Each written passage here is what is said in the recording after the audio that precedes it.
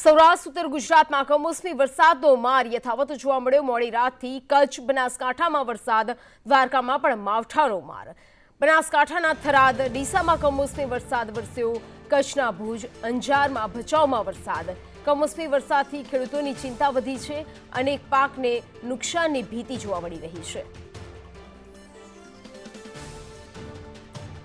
તો જે રીતે વાતાવરણમાં અચાનક જ ફેરફાર આવ્યો છે તેને લઈને અનેક જગ્યાએ માવઠાની આગાહી વ્યક્ત કરવામાં આવી હતી। છેલ્લા 3 દિવસથી આગાહી પણ વ્યક્ત કરવામાં આવી હતી ને તેમાં જણાવવામાં આવ્યું હતું કે 1 થી 3 માર્ચ સુધી રાજ્યના અનેક જિલ્લાઓમાં વાતાવરણમાં તફાવત જોવા મળશે અને માવઠાની પણ અસર જોવા મળશે।